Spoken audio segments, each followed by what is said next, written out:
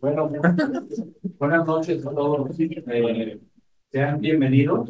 La verdad es que nos da mucho gusto que estén aquí, ¿no? Y que haya este interés por acudir a estos eventos y además tener el lujo de hoy aquí con Víctor que nos acompaña. La verdad es que venga y nos comparte un poco de lo que hace. De alguna manera nos alienta, ¿no? Nos alienta a seguir con esta idea del cívico, ¿no? De querer dialogar estos temas de lo colectivo, de la vivienda, de la ciudad y en espacios que de alguna manera pues estén fuera de, de las instituciones que ya estamos acostumbrados, ¿no? Entonces, Bueno, a mí me toca hoy hacer lo que se hace en las universidades, que es leer esos kilométricos currículum, pero lo voy a intentar acotar, ¿ok? Entonces, Víctor Bergenichelli, Ciudad de México, estudió arquitectura en la Universidad Nacional Autónoma de México y desde el inicio de su carrera colaboró con diferentes oficinas de la misma ciudad. Se graduó en el 2008 y se integró a la Autoridad del Espacio Público. En el 2011 se licenció, es maestro en vivienda colectiva por la Universidad Politécnica de Madrid y al concluir esos estudios se trasladó a Vaduz, Liechtenstein, para colaborar con una oficina que la verdad es impronunciable, pero creemos que colaboraste con esa oficina, Víctor. Donde trabajaste pues en proyectos de vivienda. En el 2013 regresó a México para integrarse al Instituto del Fondo Nacional de la Vivienda, el Infonavit, donde coordinó proyectos y propuestas para el mejoramiento de la vivienda social en el país. Después de colaborar con diferentes oficinas y de dar clase en diferentes universidades, en el 2016 decidió retomar su práctica personal y fundó Quiltro Polaris Arquitectura, que se estableció en Cancún para diseñar y construir. Desde entonces hasta ahora, Víctor ha tenido la oportunidad de desarrollar una práctica profesional que a partir del dibujo, del contexto y de los procesos constructivos atiende y cuestiona los problemas que presenta la situación actual. Muchísimas gracias por estar aquí con todos nosotros y nosotras y pues te cedemos la palabra, Vic, para que lo des todo. Gracias. Gracias, gracias. Gracias.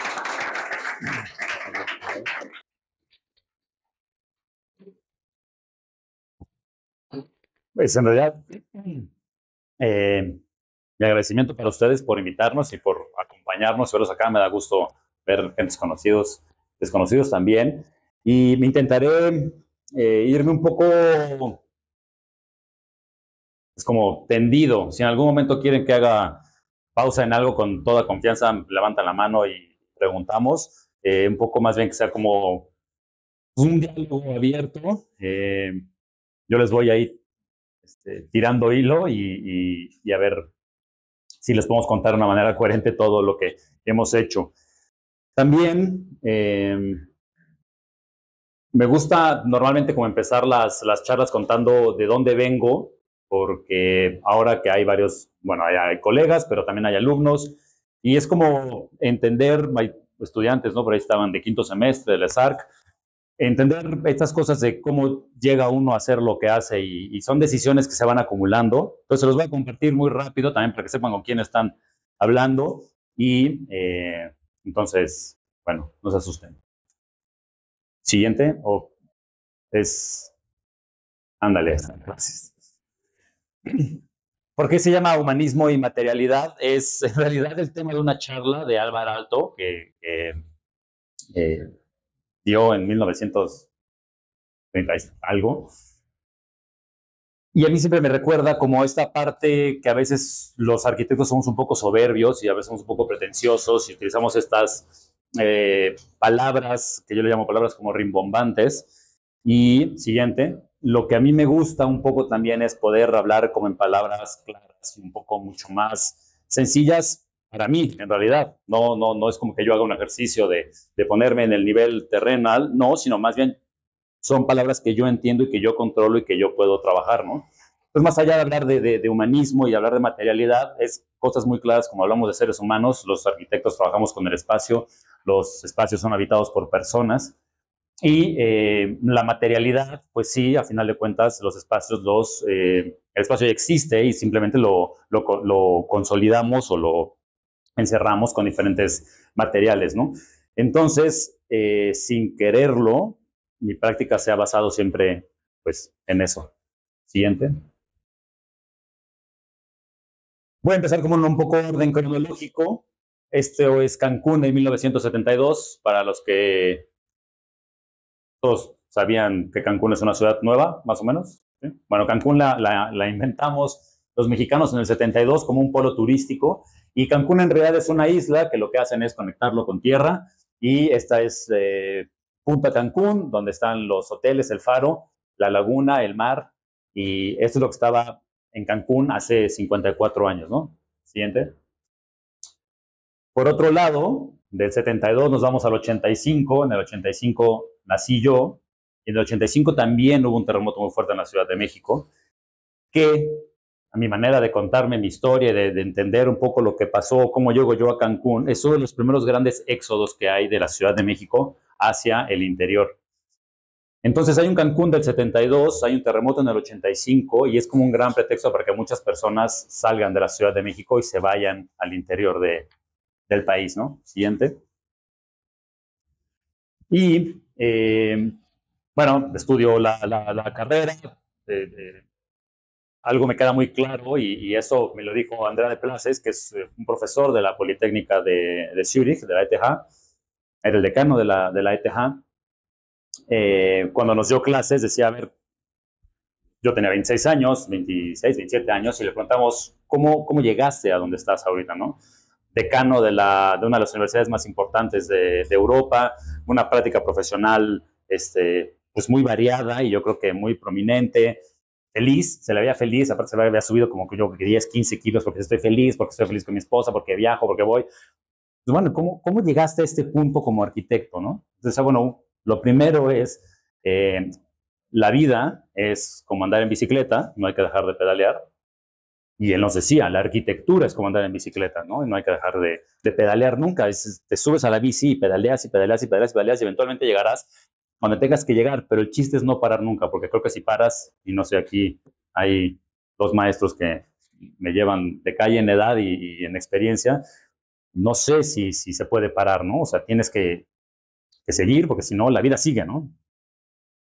Y, siguiente, él comentaba que la vida la podías dividir como en diferentes etapas, de los 20 a los 30, hacer todo lo que quieras. Esto es, no sé, si te gusta construir, vete a una constructora, métete a la obra, haz mobiliario, trabaja en una oficina de arquitectura, haz macramé, lo que te guste, hazlo.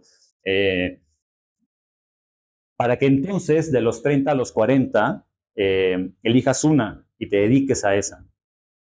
Son como unos, no quiere decir que así sea, ¿no? Pero un poquito como para ponerle temporalidad a las cosas. Ya que llevas 10 años enfocándote en una, después lo consolidas, y él me decía, yo a los 60 lo estoy disfrutando, o sea, yo de los 50 a los 60 lo voy a disfrutar porque ya estoy consolidado, porque ya lo hice, toda la vida he hecho lo que me gusta, y yo ahora creo que a partir de los 60, si quieres, puedes volver a empezar, ¿no? Porque nuestra expectativa de vida va un poquito más larga. Entonces, eso soy yo a los 17 años, creo que tenía ahí. Y la siguiente, lo que hice, yo sin saber, cuando él me dice esto a los 26 años, a mí me había dado mucha inquietud siempre la vivienda, me había dado mucha inquietud siempre la construcción, me había dado mucha inquietud siempre el cómo se hacen las cosas. Pues me había ido, bueno, en Chile hubo un temblor muy fuerte en el 2010, me fui a construir vivienda, luego me fui de ilegal a trabajar a Canadá para un despacho de arquitectura, y estuve unos meses trabajando, construyendo las viviendas que ellos hacían. Luego regresé, me fui a trabajar a Bauschläge Eberle Architekten en Vaduz, Liechtenstein, haciendo cosas de vivienda. Siempre como con la curiosidad de poder ejecutar las cosas, ¿no? Siguiente. Y en un momento habíamos hablado de la plática que era de lo micro a lo macro. Durante mucho tiempo yo estaba como arquitecto, como estudiante de arquitectura, estaba muy frustrado porque no podía hacer las cosas. Y la primera manera en la que pude yo hacer lo que diseñaba era en cosas que yo podía controlar. que en este caso era una silla, ¿no? El típico ejercicio de arquitecto de vamos a diseñar una silla pues que no se rompa, que sea estable, que funcione, y era la satisfacción de poder ver materializado lo que yo había pues, imaginado, ¿no? Son dos sillas que además me da mucha risa. Bueno, esta sale 4 sillas, una hoja de triple y esta sale solamente una, pero ambas tienen 12 años o 14 años. Hay un par de prototipos por ahí y siguen funcionando en uso rudo, entonces, bueno, es también muy gratificante ver que esas cosas funcionan, ¿no? Siguiente. Luego, otra manera que teníamos de poder hacer las cosas era con cerámica. Esta cuestión de meterte al material, de agarrar la pella. A mí me gusta mucho el torno. Me desespera estar haciendo con churritos, muy tardado. Entonces, el torno es muy rápido, es muy eficiente. Pones la pella, empieza a girar y aprendes a controlar tus manos y hay como un proceso muy bonito en la parte de la realización de la cerámica, ¿no? Siguiente. Y por otro lado, 2 cosas. Uno, viajar y tomar fotografías. Y si lo pueden hacer acompañados de su pareja, sus seres queridos, todo mejor, ¿no? Hay una parte creo que también de poder alimentar la curiosidad y de siempre estar buscando y preguntando cómo se hicieron las cosas. En este caso, uno de los últimos viajes que hice fue a Japón y desde la forma de vida, el onsen, el baño, o sea, son cosas que afectan en cómo vivimos, ¿no? Nosotros los mexicanos nos bañamos en la regadera, pues no, el japonés hay todo un ritual de bañarse, se bañan en público, la percepción del cuerpo, la percepción de la persona repercute en la arquitectura, los espacios. Entonces, cuando uno viaja y uno tiene la posibilidad de ver esto, que no tiene que ser Japón, o sea, pueden irse en el país, o sea, tenemos un país muy rico, que tiene muchísimas cosas y que se vive de muchísimas maneras, o sea, no nos tienen que ir al otro lado del planeta, ¿no? Cómo alimentar esta curiosidad, ¿no? Siguiente. Y hay una parte que también es un poco frustrante, que luego pues uno tiene que comer y a veces no todos tenemos la fortuna de poder empezar como una práctica profesional rápido. Y a mí me tocó tener que entrar a esta parte del Infonavit, que también creo que fue una parte muy padre, estuvo muy divertido trabajar en la administración pública, porque vienes de trabajar en Europa, vienes de construir vivienda en Canadá, vienes y llegas a México y te metes al instituto que financia la mayor cantidad de vivienda pública del país, que no necesariamente es la mejor vivienda, pero con una cantidad de dinero y de recursos y de infraestructura enorme y pues entras como en escala de cómo puedes hacer las cosas, utilizar la normativa, las carencias que hay en normativa. Nos dimos cuenta, de hecho, con Manu hicimos un análisis de la normativa de los 300 municipios que más vivienda colocan en el Infonavit, y eran viviendas de los 70, eran normativas de los 70, normativas de los 80. Entonces, ¿cómo podemos seguir desarrollando vivienda con una normativa que está caduca, ¿no? Siguiente. Pero algo que es muy importante y que me gustó mucho estando en el gobierno, trabajando para estas autoridades públicas, era el entender que como arquitectos tenemos una responsabilidad social. Y a lo mejor suena un poco, como es obvio, tenemos una responsabilidad social. Pero cuando lo ves, o sea, cuando lo estás, ahí estábamos supervisando un proyecto de Tatiana Bilbao en Ciudad Acuña. Hubo un tornado en Ciudad Acuña, pasó el tornado, destruyó las casas de área social. Con Carlos Cedillo se hace el proyecto para recuperar esto y a mí me mandan a supervisar la ejecución, ¿no? Más que nada el espacio público, no tanto las viviendas. Y ese día iba a llegar el presidente, iba a llegar a inaugurar el parque, estaba el ejército, habían bardeado todo, nadie entra, súper controlado, y o sea, los niñitos evidentemente no les importaba que estuviera bardeado, no les importaba que estuviera acordonado porque va a llegar un presidente, ellos querían poder usar un espacio público que antes era un basurero, donde antes no podían jugar. Entonces, como que para mí fue lo que hagamos tiene que tener un impacto en la sociedad en la que vivimos, que en este caso es México y es nuestro país, que tiene muchas carencias, pero también son muchas oportunidades. Siguiente. Y luego me...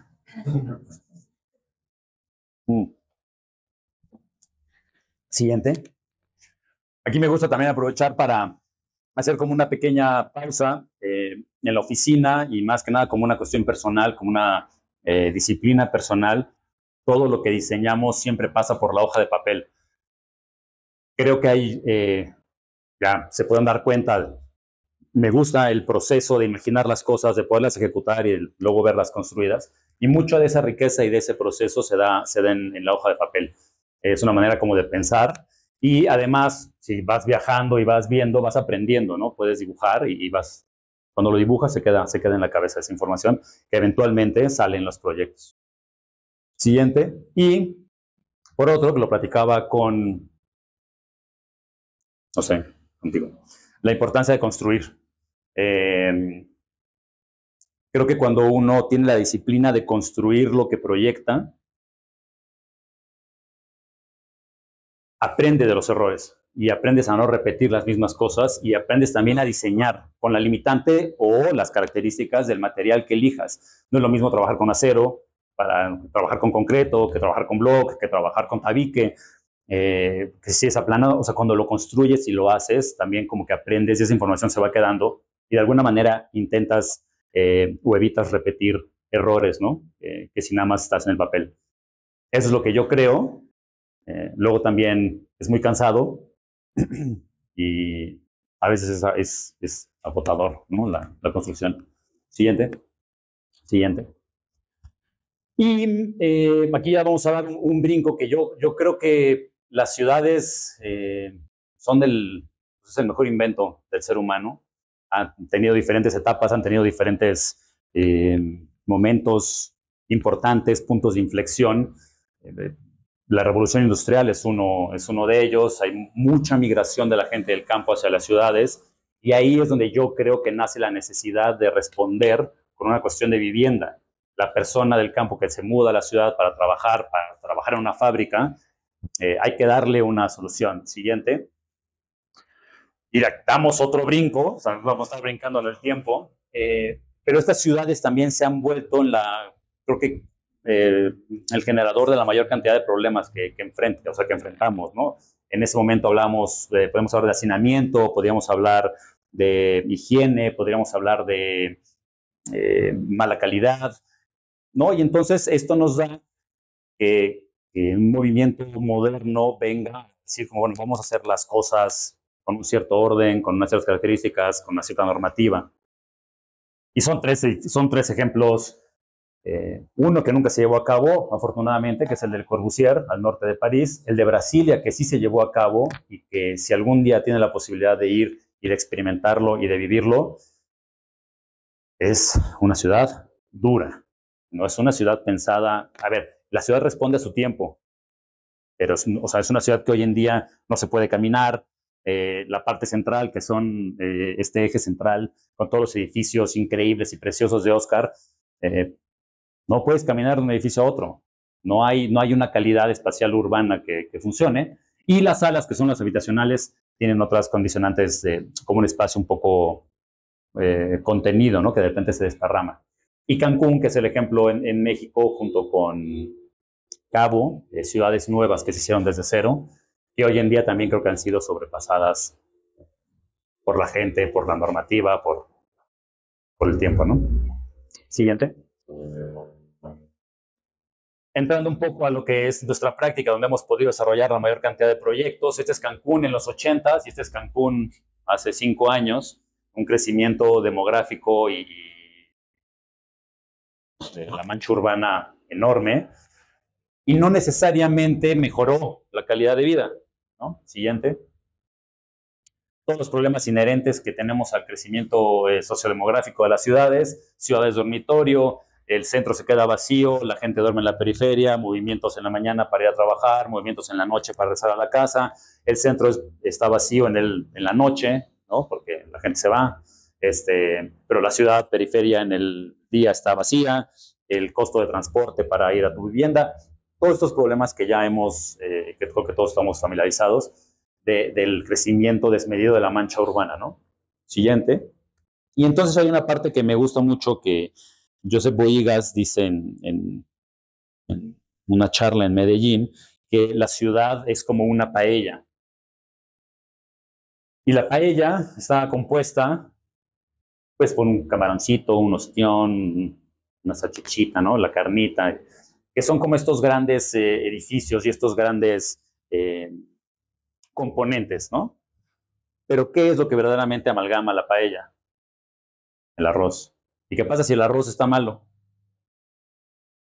Pues vale madre la paella, ¿no? Entonces, un poquito esa analogía de que la paella es a la ciudad, el arroz es a la vivienda. Y el 90% del componente de la ciudad es vivienda. Entonces, si la vivienda no está bien hecha, si la vivienda no está planteada, si la vivienda no está bien resuelta, podemos empezar a tener como ciertos problemas, ¿no? Siguiente. Entonces, aquí viene un poco la definición de qué es ciudad. Estas fotografías de los 90s que desarrollado por el Infonavit o financiado por el Infonavit en un esquema de libre producción de vivienda. Y yo veo esto y entonces, oye, pues sí estamos cumpliendo con la necesidad demográfica o social de tener vivienda. Aquí hay. El Infonavit está produciendo 350,000 viviendas al año. Se aplauden, se solapan, ¿no? Pero yo no sé si ustedes creen que esto es ciudad. ¿Qué le falta a esto?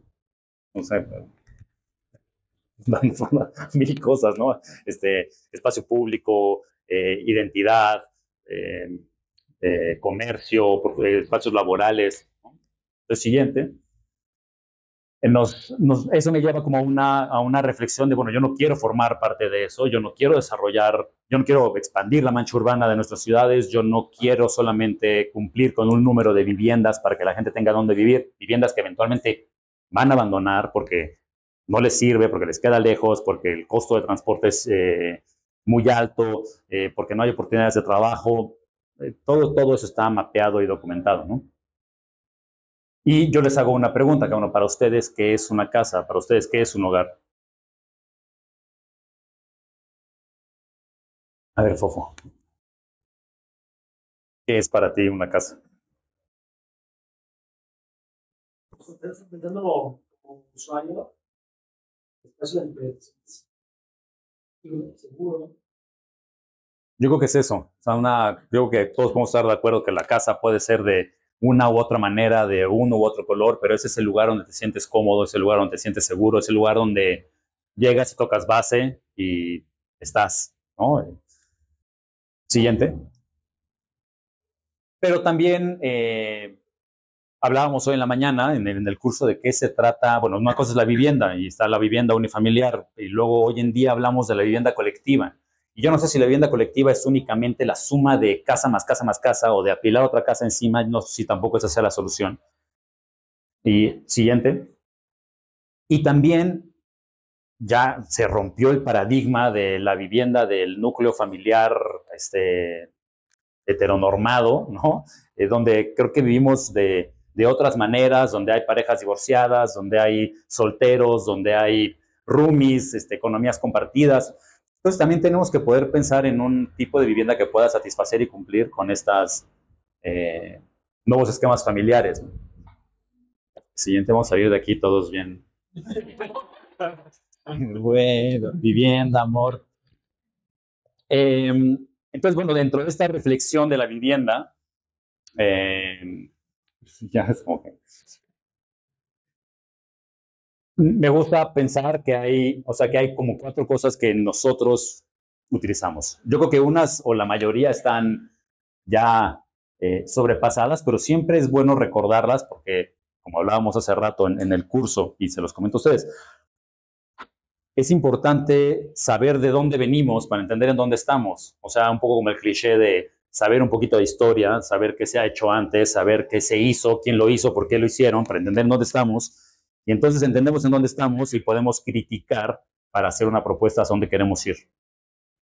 Y uno es, bueno, Louis Kahn, que hablaba de los espacios servidos y sirvientes, un poco la parte de, bueno, que esas tipologías lo hemos podido cambiar, pero siempre el baño es el baño, ¿no? La cocina es la cocina, no el lugar como tal, la actividad donde desarrollas el aseo, donde desarrollas la cocina. Entonces, como los espacios sirvientes y los espacios servidos. Y eso de repente también leyendo como con Habraken, que es la teoría de los soportes, donde tú puedes concentrar todos los servicios y las instalaciones para permitir un espacio que el usuario pueda apropiarse. También como cuestionando esta cuestión del modernismo, de pues todas las casas son iguales o todos vamos a ser así estructurados, ¿no? no lo sé, a lo mejor creo que hay una cierta libertad que tenemos que poder dejar a las personas para que ocupen ese espacio con un cierto orden. Y con Everle hablábamos del 200, 100, 50, 25, 10. Esos números son años que repercuten en el tiempo las decisiones que nosotros como arquitectos tomamos con respecto a 200, el entorno urbano, ¿no? Entonces, podemos el ejemplo, alguien llegó hace 500 años a la Ciudad de México y dijo, aquí va a haber una plaza de 200 por 200 y es el Zócalo. Y esa decisión urbana de esa persona repercute en nuestras vidas hoy. En Guadalajara pasa lo mismo, en Cancún fue hace 50 años, ¿no? 100 es la estructura, la manera en la que construyes tu edificio que pueda perdurar en el tiempo. Arquitectos como, San Lacatón, que dicen no hay estructura más sustentable que la que no tenemos que tirar para construir de nuevo. Entonces, si nosotros podemos hacer una estructura 100 años, que está bien emplazada en la ciudad, que se vincula bien con la ciudad, es muy probable que no tenga que ser destruida y que se pueda adaptar para diferentes usos. Ahí es donde entra el 50, que la 50 es la envolvente. Cómo se vincula esta estructura, cómo se protege esta estructura del entorno ambiental en el que se encuentra. Si estamos en la Ciudad de México es un clima, si estamos en Cancún es otro, si estamos en Guadalajara es otro, si estamos en Córdoba seguramente será otro, ¿no? Entonces, tenemos que ser conscientes de las decisiones que tomamos porque eso va a repercutir muchísimo en el tiempo. 50, la envolvente, 20 es la tipología. Yo no quiero vivir como vivían mis abuelitos, ¿no? Aunque luego hay unos revivals y nos gusta regresar a las buenas tipologías, normalmente hay como cambios generacionales en la forma de vivir. Y 10 son los materiales. Cada 10 años cambiamos de pintura, de refrigerador, de cosas. Y con Everle decía, bueno, estas tres, el 200, 100, 50, son las que como buenos arquitectos, o si queremos ser buenos arquitectos, hacer buena arquitectura, en la que nos tenemos que enfocar. Las otras dos, cualquier persona con un mediano criterio puede resolverlas bien, pero las primeras tres hay que poner mucha atención y tener mucho cuidado, ¿no? Y todo esto evidentemente está dentro de un contexto que es cultural, ¿no? No es lo mismo Italia, no es lo mismo que México, no es lo mismo que Argentina, todos tenemos variaciones culturales, aunque compartimos cosas, y peor si nos vamos a Japón, si nos vamos al mundo árabe, si nos vamos a... Entonces, todo eso siempre dentro de un marco cultural y contextual, ¿no? Siguiente. Y bueno, esto nos ha dado, es un poco como funciona mi cabeza o como he intentado encontrar el sentido de esta práctica que creo que soy muy afortunado de poder hacer, que disfruto muchísimo, porque puedo ahora ver construido lo que alguna vez me imaginé, pero a escala, así, no sillita, sino como sentir el espacio y aprendes y te das cuenta y dices, puta, ¿por qué hice esto? Y ya luego cuando les toque vivir en las cosas que diseñan, no sé, de repente abres la puerta y ¿quién fue el pendejo? Tú, no hay otro, eres tú el que hizo la decisión, ¿no? Entonces, siguiente. Todo empezó con un pequeño gran proyecto que yo creo que sentó como estas bases y fue justamente un proyecto de vivienda de interés social, siguiente, que hicimos como un prototipo de vivienda de autoproducción asistida. Eso quiere decir, nosotros damos la información básica construida que no se mueve y la persona lo puede cambiar en el tiempo. Esto se ha hecho muchas veces de manera anticipada y también de manera accidental. Y la idea era que teníamos que cumplir con los lineamientos del Infonavit, que es no menos de 38 metros cuadrados, no más de 230,000 pesos, con todo construido, todo hecho, y que fuera susceptible de todos los beneficios de financiamiento de vivienda, ¿no? De interés social. Siguiente. Entonces, la idea era una estructura reticular, un núcleo de baños o de instalaciones, servicios y un espacio habitable que en el tiempo podía crecer. ¿Le puedes regresar a la otra, por favor?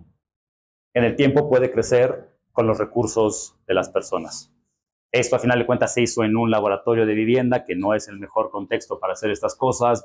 Quedó como con todo el dolor de mi corazón, como un proyecto un poco pues fallido, porque es como un mausoleo ahí de 31 propuestas de 31 arquitectos y es raro, ¿no? Como que la gente nunca se lo ha querido apropiar, pero bueno, la experiencia de poder modular, cuantificar, hacer un proyecto muy chiquito que es muy fácil de controlar.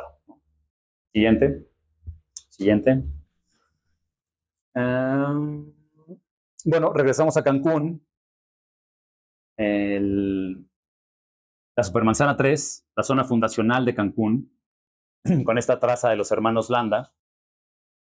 Y Cancún es una zona como muy contrastante. Por un lado, tienes esta zona fundacional, que es el equivalente a un centro, al centro de Cancún, que es una traza que tiene unos andadores peatonales y unas áreas verdes muy ricas y muy padres, de norte a sur, hacia Tulum, ¿no?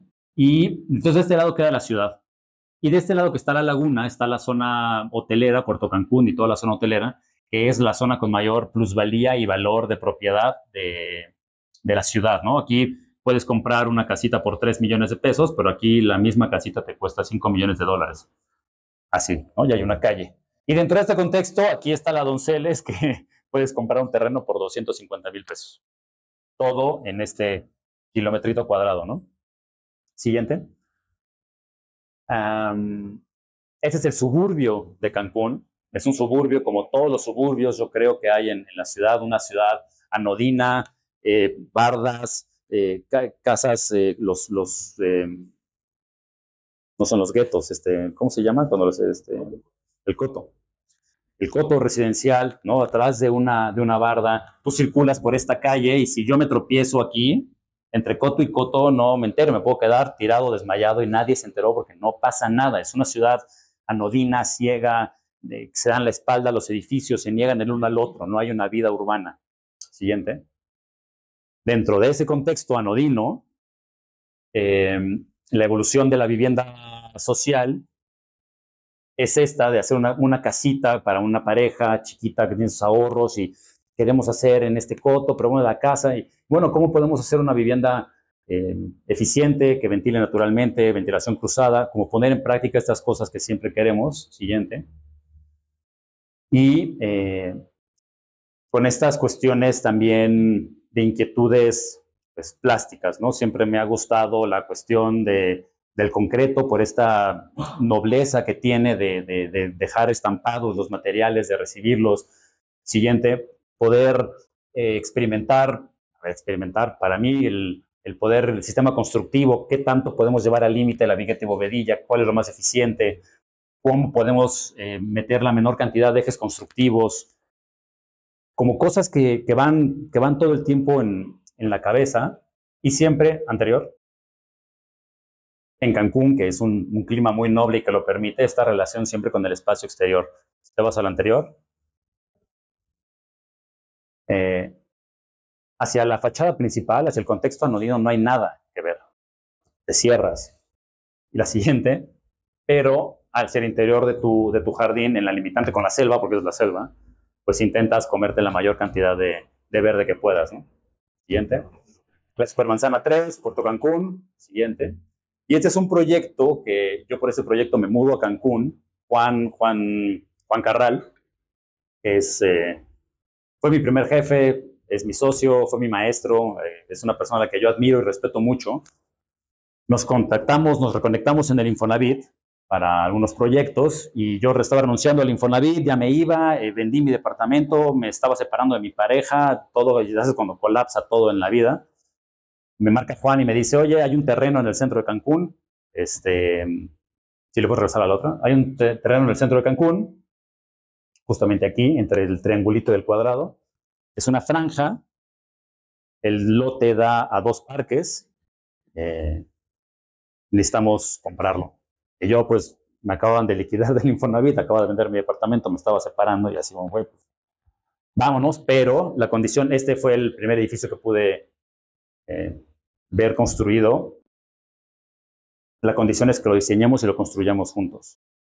Juan, siendo muy Juan, el antecedente de que lo amo, lo respeto y lo quiero, pues es un cabrón porque me dejó a la mitad de la obra, ¿no? Entonces yo no conocía, no sabía conocer. Bueno, sí, ya estás bien, sí, perfecto, pues adiós, güey. Juan, siendo muy Juan, se fue.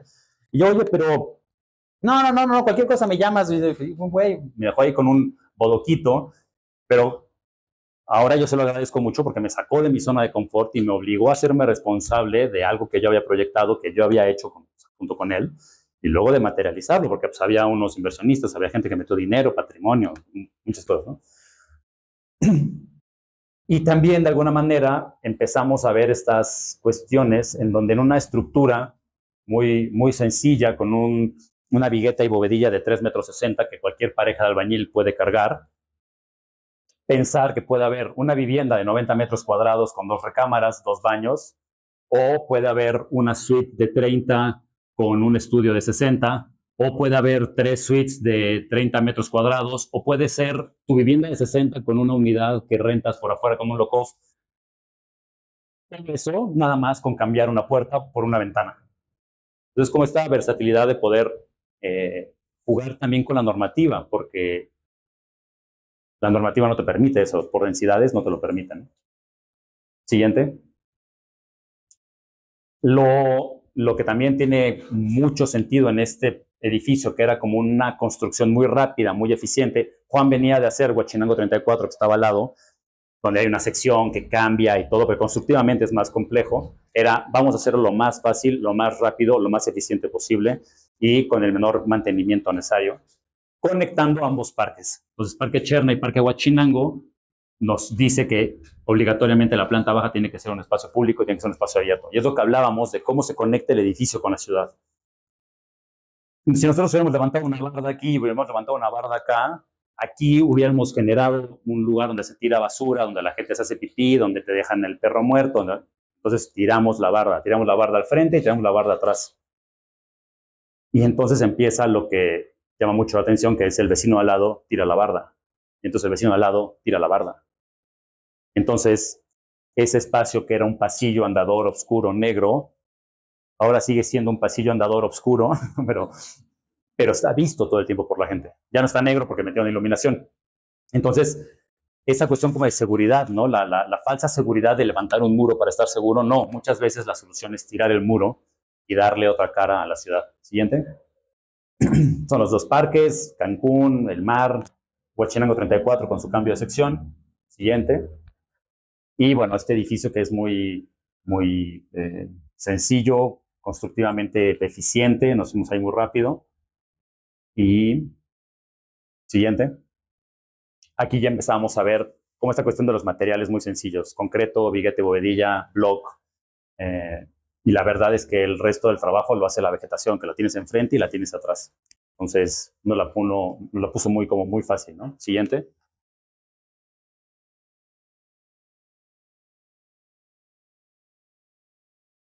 Por azares del destino tuvimos la oportunidad, a través de ese edificio ya terminado, de llegar con unos desarrolladores que querían hacer una torre en Punta Nizuc. Punta Nizuc es el final de la zona hotelera, una de las últimas reservas que hay territoriales que se pueden impactar, que no son reserva natural.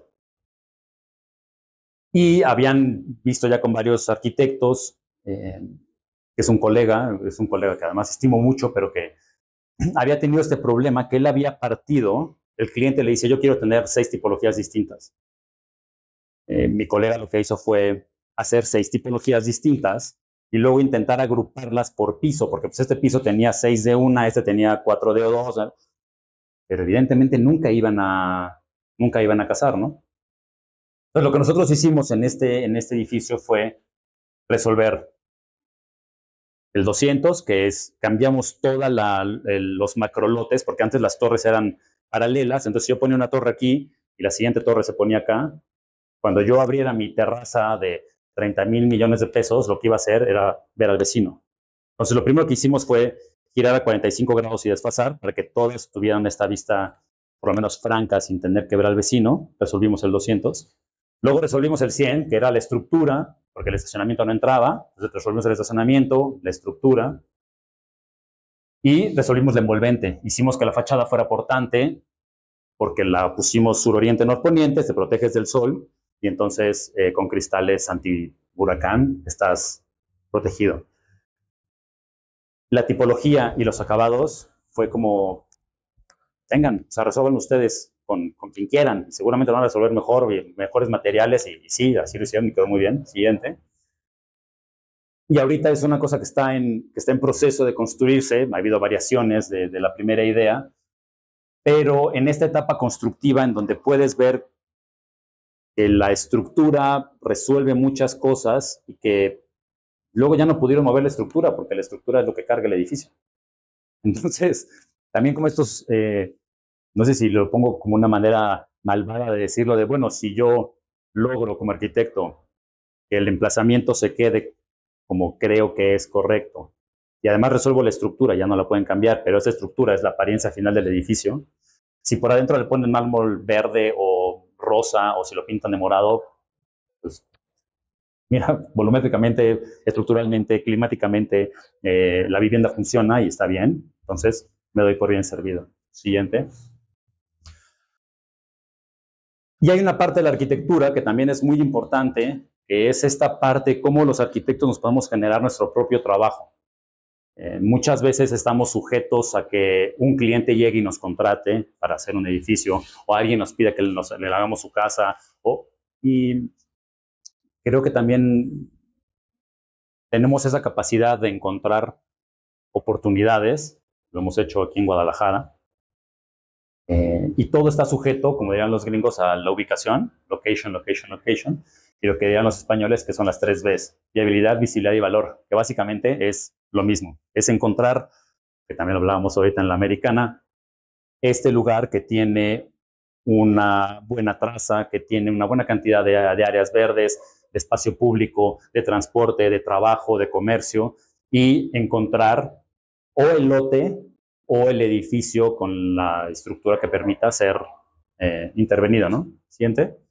Y eso fue la colonia Donceles. La colonia Donceles viene en la avenida principal, que es la Bonampak, Puerto Cancún.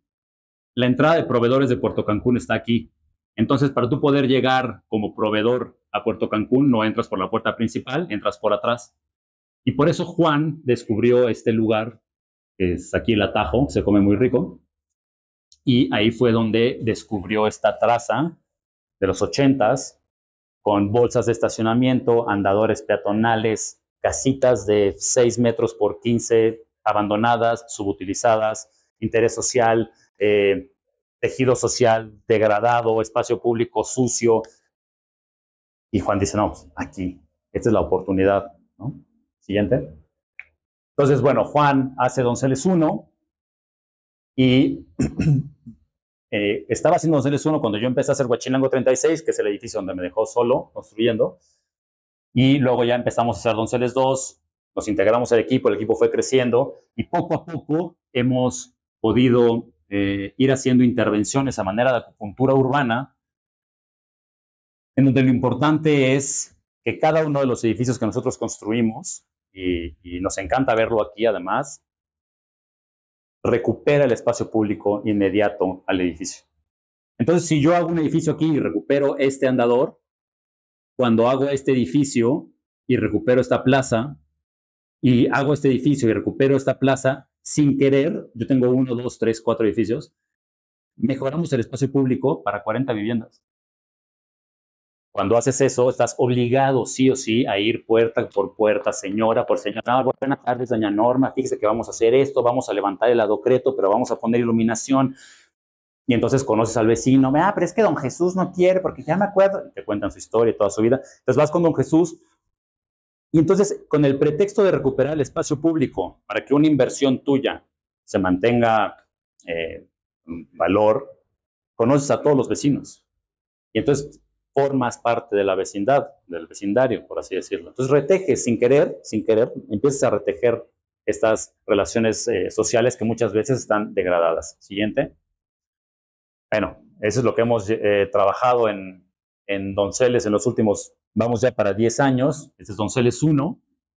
Y bueno, hemos ido haciendo y recuperando en el tiempo, ¿no? Siguiente. Un poco regresamos a esta fotografía de la responsabilidad social, en donde esto parece como anuncio de partido político, ¿no? De bienestar social. Cuando la gente ocupa el espacio público, yo creo que yo no soy ningún sociólogo, ni no tengo ninguna formación como tal, pero creo que cuando tú ves a las personas ocupando el espacio público, ¿no? Cuando ves a los niños jugando en la calle, en el parque, es un buen indicador, ¿no? Porque antes no sucedía. Entonces nos gusta ver que las personas empiezan a apropiar de estos espacios públicos. Siguiente. La realidad mexicana, ¿no? El campo de golf de Puerto Cancún y la vivienda de interés social. Estas grandes divisiones que existen en todas las ciudades y en todos, creo que todas las ciudades latinoamericanas existen, ¿no? Pues aquí está la Donceles, ahí está Puerto Cancún y Donceles 4 antes de que hiciéramos la plaza y los otros 2 Donceles. Siguiente. Bueno, regresa, perdón. Esta plaza se volvió un poquito importante porque aquí está Donceles 1, aquí está Donceles 2, aquí estaba la oficina antes, pero cuando logramos consolidar esta plaza, se logró que este andador se recuperara, y entonces y otro parque que hay aquí, 3 espacios públicos que ya hemos recuperado, que estaban desperdigados, se consolidaran. Siguiente. Entonces, por eso hablamos de esta plaza, el antes y el después, este espacio público lleno de basura, contaminación, coches, esa era la casa del crimen, literal, cuerpos en bolsas, narcomenudeo, o sea, feo. Entonces, quitas ese foco rojo de la ciudad y esta es la plaza como era antes. Y bueno, esta es la plaza, ahorita les enseñamos nosotros cómo está ahorita, ¿no? No hicimos nada más que meter vegetación, adocreto, iluminación. Siguiente. Y vivienda con ojos al espacio público. Todas las viviendas se abren a este espacio público. Entonces, ya no puedes hacer nada aquí sin que 40 personas se den cuenta de lo que hiciste. De alguna manera eso detiene a muchas personas de hacer muchas cosas. Por lo menos tirar basura, dejar coches abandonados y, ¿no? Todo lo demás. Siguiente. Esta es la plaza como está ahorita, ya consolidada. Gutiérrez aquí se tomó unas mezcalinas, ¿no? Por aquí tenemos ya bueno, es el último edificio. Este edificio también es importante porque la dueña del terreno, que es una señora, doña Feli, aporta el terreno y se vuelve socia del edificio. Entonces, los otros edificios habíamos comprado la casa porque los dueños ya no la querían, pero este no.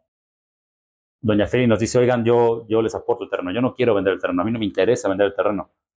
Y entonces, pues, va, se tasa, se ve cuánto corresponde, se acuerda un porcentaje, y la señora Feli ahora es socia de eso. Entonces, si antes rentaba su casa en 5,000 pesos, pues a lo mejor ahora recibe 10, 12, que es el 10% de lo que genera uno de estos edificios.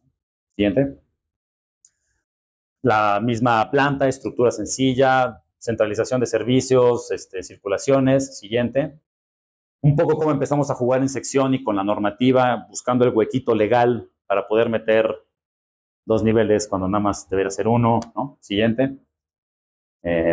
Siguiente. Jugar con la sección para poder tener estos cambios de percepción espacial. Constructivamente, este es mucho más complejo que el otro, pero también espacialmente es mucho más amplio. Es una cuestión muy rara que en la diagonal, en el desfase de la sección, si yo entro por aquí, mi diagonal aquí es esta, pero si yo desfaso, esta diagonal es más larga, visualmente nada más. Y si además entro en diagonal, esta diagonal es todavía más larga. Es una cuestión como que de amplitud. Los metros cuadrados son los mismos, pero se siente mucho más amplio. Siguiente.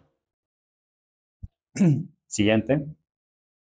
Y bueno, siempre la relación con el espacio público, plantas bajas activas en relación directa con la ciudad, con lo que sucede aquí. Aquí se inunda. Entonces, si se inunda, no afectas una vivienda, no afectas la casa de alguien. Eso creo que es muy importante. Y estos juegos que también de altura, ¿no? Todo el tiempo buscar las alturas y medias, no la doble altura necesariamente. Soluciones constructivas sencillas, el bloque como celosía, te protege del sol, te protege de la lluvia, ventila naturalmente, las escaleras tienen ventilación cruzada, materiales sencillos, esta es madera de pino, redondo de acero para hacer los barandales, también como estas cuestiones de materiales que puedan resistir en el tiempo, la diagonal de la vivienda en sección, y la versatilidad, ¿no? Aquí, cuando terminamos el edificio, esta era mi casa y aquí vivía yo con mi novia, y aquí vivía Pato, que es otro de los arquitectos con los que diseñamos.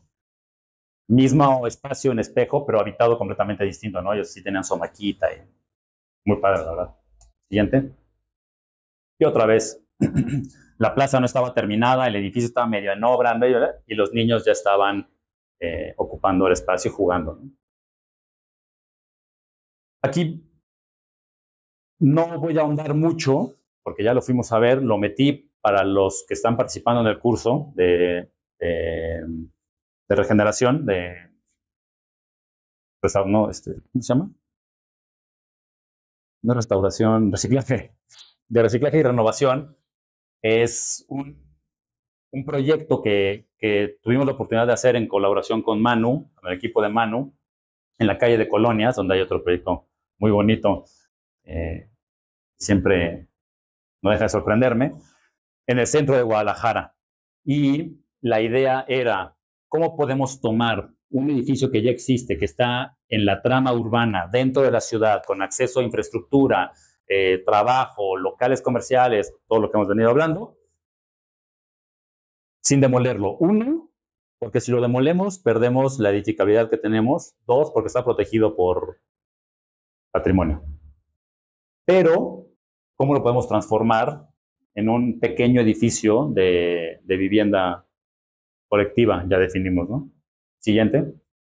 Entonces, básicamente era una vivienda unifamiliar, sótano, bodega, garage, estancia, el despacho del patrón, recámaras, azotea. No existía, no había nada. Entonces nosotros lo que hicimos con Manu, ahí de repente un poco viendo, limpiando ahí como arqueólogos cómo iba saliendo la casa y qué se podía hacer y qué no, dijimos, bueno, planta baja, la articulación con la ciudad tiene que ser un local comercial.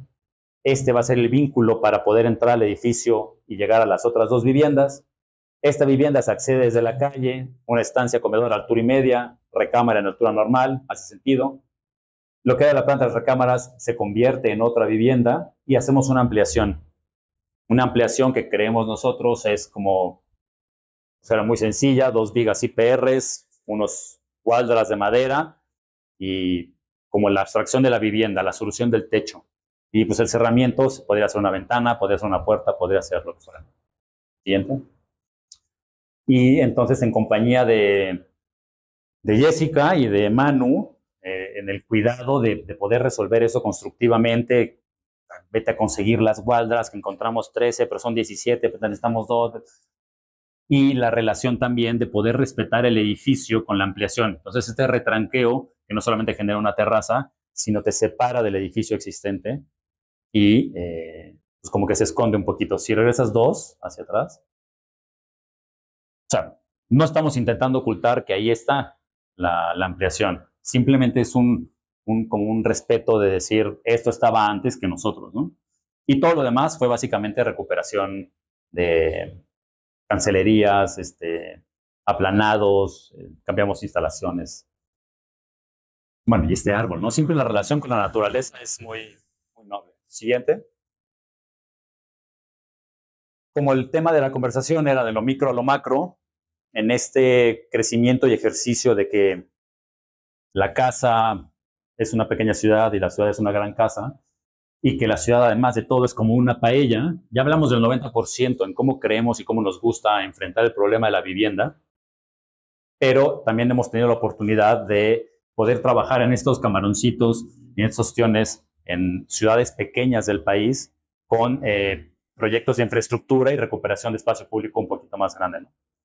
Entonces, siguiente, son 2 ejercicios que hicimos en la ciudad de Candelaria y de Escárcega, dentro del marco de un programa de mejoramiento urbano. No voy a entrar en temas políticos, podemos criticar muchas cosas, podemos cuestionar, yo cuestiono muchas cosas, pero creo que hacía mucho tiempo que no se hacía una inversión tan grande en proyectos de infraestructura, que sí creo que en nuestro país hacía falta, ¿no? Entonces, cuando se presenta la oportunidad de hacerlo, Juan un poco no quería, era pandemia, era 2020, estamos justamente en plena pandemia, estaba todo muy convulso, no sabíamos nada, estábamos indecisos y fue como, oye, a ver, no sé cada cuánto pasa esto, cada 60 años, cada 50 años, no sé, vamos a hacerlo porque siempre decimos que, o sea, llegamos a un edificio, ya sabes, el típico auditorio que hace el gobierno, ¿quién fue el pendejo que hizo eso? ¿Y por qué no le marcaron a alguien para que lo haga bien? Siempre decimos eso, bueno, tenemos la oportunidad de hacerlo, actuemos en consecuencia y seamos responsables y hagámoslo, ¿no? Entonces, bueno, Escárcega, Candelaria.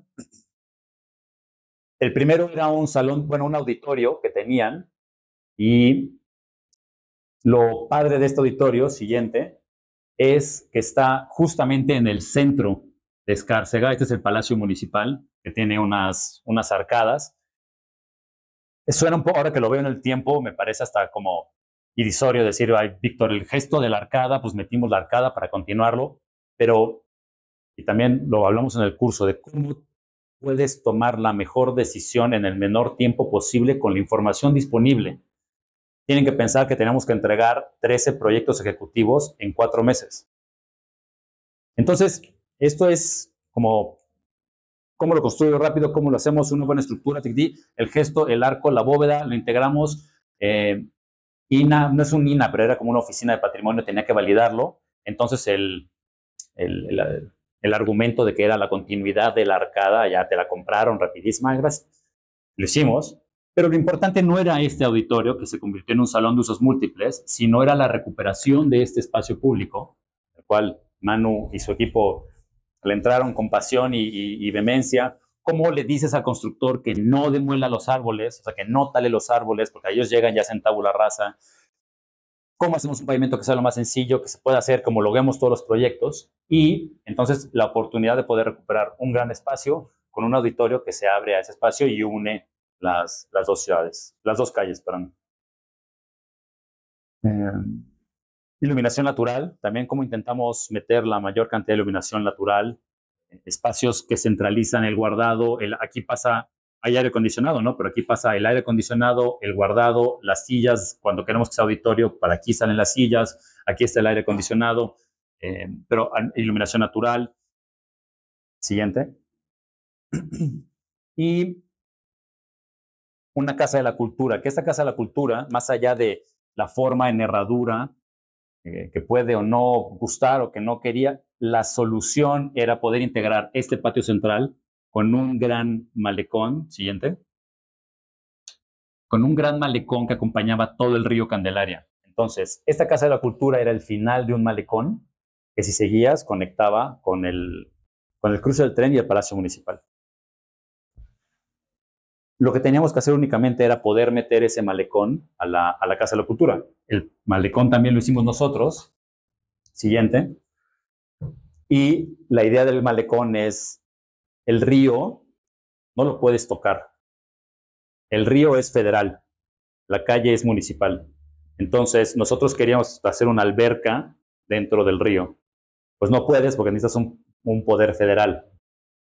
Entonces dijimos, bueno, si nosotros socavamos esto y permitimos que el río entre, no la alberca sale, sino el río entra, ¿eso se puede?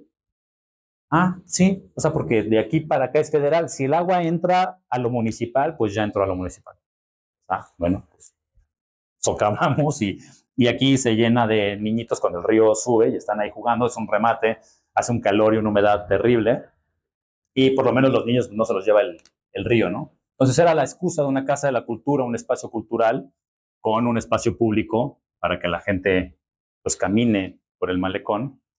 Y la última noticia es que el presidente municipal quería usarlo de nuevo Palacio Municipal. Entonces ahí entramos con la cuestión de una estructura flexible.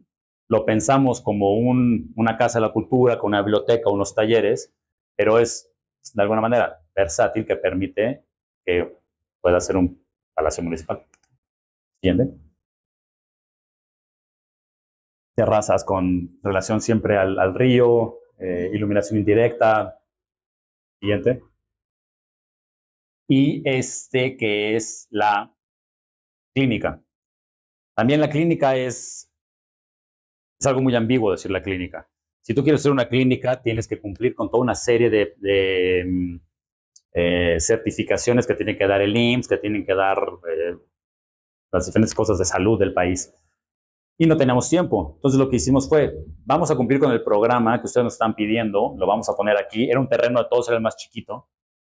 Ya habíamos construido, estaba construyendo el auditorio, entonces el sistema de Simbra que habíamos diseñado lo podíamos mover porque era la misma constructora, pero no tenemos ninguna certificación y no la vamos a tener para el momento en el que ustedes lo necesitan. Entonces, programáticamente, instalaciones, estructura, las cosas de rayos X con sus muros de plomo, lo tiene.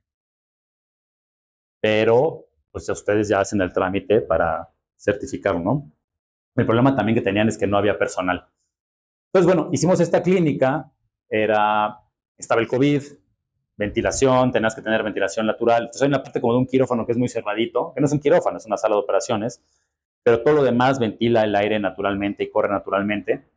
Y tienes un bloque de servicios que enfermerías, bodegas, todo, puedes entrar a las diferentes peinetas, ¿no? Y desde el espacio público puedes entrar aquí a través de unos patios. Siguiente. La ciudad de Candelaria y de Escárcega están en el corazón de Campeche, rodeados de selva, son muy húmedos y hace muchísimo calor. Entonces, lo mejor que puedes hacer en esos climas es dejar que el viento corra y protegerte del sol. Teníamos que hacer un vestíbulo donde cupieran 75 personas. ¿Por qué? Porque así lo pide el programa. ¿Cómo haces eso? Energéticamente es absurdo, es todo. Entonces, el mismo sistema constructivo hacia la ciudad se vuelve este gran vestíbulo exterior que te recibe, te protege del sol y te articula, siguiente, hacia las diferentes áreas a través de unos jardines, ¿no? Siguiente. Siguiente. No, a ver, vete hacia atrás. Hay una cosa que aquí se nota y entra la importancia de poder construir lo que diseñas. La bóveda arranca en un muro de 20 centímetros de espesor de concreto y termina en un muro de 20. Pero constructivamente y por cuestiones también de material, lo lógico hubiera sido extender los 20 centímetros, pero lo que hace la bóveda es adelgazarse, va de 20 centímetros a 8. Entonces, pues trabaja con presión, arriba no necesita peso, eliminas cantidad de material y bueno, y haces que la cosa funcione, ¿no? Entonces, aprendes cosas, ¿no? De cómo funciona, yo no me acordaba, bóvedas de cañón, cómo funciona la bóveda de cañón. Entonces ahí vas a buscar tu librito. Y ya, y el ingeniero te lo resuelve, ¿no? Siguiente. Y el otro proyecto que tenemos de recuperación y de regeneración es que era una cancha de usos múltiples. En el absurdo de la gente que te pide que tires una cancha de usos múltiples para hacer una cancha de usos múltiples. Entonces es como, ¿por qué tengo que tirar algo que ya existe y que además funciona? Lo único que no funcionaba era el techo, que estaba a 2 aguas, y estaba a 2 aguas, era muy oscuro y era muy caliente. Entonces en el día no lo podían usar porque los niños se desmayaban deshidratados. Historia verdadera. Pero tenían un suelo de duela de esta antigua, de cancha de básquetbol de toda la vida. Entonces lo que acordamos con ellos era que si aquí teníamos, no sé, 15 millones de pesos, únicamente íbamos a renovar toda la parte que sí funcionaba, cambiar el techo y el excedente del presupuesto llevárnoslo a otro proyecto donde sí hacía falta, que era el de la clínica. Entonces, bueno, negociamos eso. Siguiente. Y lo único que hicimos básicamente fue recortar el techo a 2 aguas y sustituirlo por unos dientes de sierra que se abren hacia el norte, meten iluminación natural, permiten que el aire caliente salga, limpiamos todas las celosías, entonces el aire caliente sube, se lo lleva a la ventilación cruzada y extendimos la plaza para que los jóvenes que lo usan, aquí enfrente había otra cancha, tengan en donde estar entre juego y juego. Entonces era como, pues ya abres ese espacio público, ¿no? Siguiente. Y aquí es muy obvio, ¿no? O sea, esto es lo que ya estaba construido. Lo único que hicimos fue recortar el muro. Como esta modulación es preexistente y esta no tiene que ver con esta, metemos una cadena de es una trave de concreto que lo que hace es recibir todo el peso y distribuirlo, homologarlo en todos los muros de carga, ¿no? Y listo. Entonces pasa de ser un espacio cerrado, oscuro, medio tétrico, raro, a un espacio que sin, durante el día, un costo de luz, pues está iluminado todo el tiempo, ¿no? Entonces, sin luz, pues, sin luz eléctrica. Siguiente. Y agradecerles que hayan llegado despiertos hasta esta lámina y recordarles un poco que también esto que están viendo ahorita, a mí en esta ocasión me toca ser el vocero y me toca contar la historia, pero en realidad es un trabajo que se hace en equipo, tanto constructivamente como en la oficina. Entonces, me gusta siempre terminar con estas fotografías porque todo lo que hemos tenido la oportunidad de hacer no lo hemos hecho solos. Y lo hemos hecho porque contamos con un equipo que hemos construido, que hemos ahí amalgamado. Somos los mismos constructores desde hace 7 años con los que trabajamos.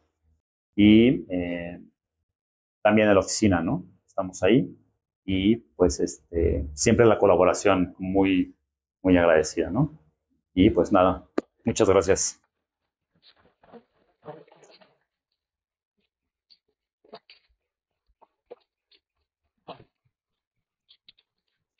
No sé qué procede, tienen preguntas, ¿me dan chance de ir por agua? Te robo todo esto.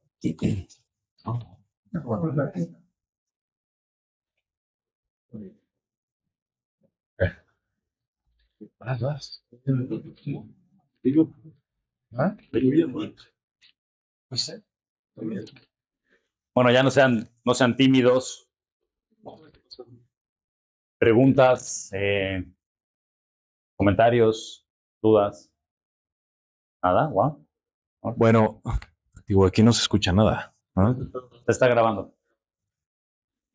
Pues antes que nada, agradecer, ¿no? Todo esto que nos compartes. A mí en lo personal me deja pues una gran reflexión, ¿no? Como ver toda tu experiencia y cómo de alguna manera pues nos cuentas desde cómo empieza, desde el boceto, ¿no? Esta gran habilidad y pasión que tienes por siempre estar dibujando y ver cómo también pues este conocimiento de cómo se construyen las cosas que uno piensa o imagina, ¿no? Cómo se resuelven, porque al final tenemos que resolver las ideas y luego ya cómo se materializan y al final me quedo pensando, ¿no? Pues la importancia que de repente también es como muy obvia, pero que en algunos casos también como que se está perdiendo, ¿no? Se está perdiendo por tanta tecnología o tanta inmediatez o muchas cosas que suceden en esta actualidad y me parece pues muy, muy valioso ver como todas las escalas, ¿no? De repente, pues, si hablas de una silla, o hablas de una casa, o hablas del edificio, o hablas del centro comunitario, y pues nada, agradecerte porque la verdad, también la manera en la que lo compartes, a mí me parece que es muy, muy a la mano, ¿no? Muy amena. Pues gracias. No sé si alguien quiera preguntarle, hacer un comentario. ¿Quién se anima? Qué seriedad, oye. Digo, por eso lo hicimos aquí, para que fuera más relajado también, ¿no? ¿Verdad? ¿No? Bueno, pues no, si no, no hay dudas. En realidad, nada más agradecerles a ustedes por el espacio. Creo que hacen falta espacios así, por lo menos en Cancún nos hacen falta varios, pero qué bueno que aquí se empiezan a abrir. En Querétaro ya hay algunos. Aquí en Guadalajara siempre hay mucho movimiento. No saben qué envidia les tenemos en Cancún a los de Guadalajara. Cultura, arte, movimiento. Entonces aprovechenlo y qué bueno que tienen este espacio. Se los agradezco, les agradezco la invitación. Y pues muchas gracias. A ver.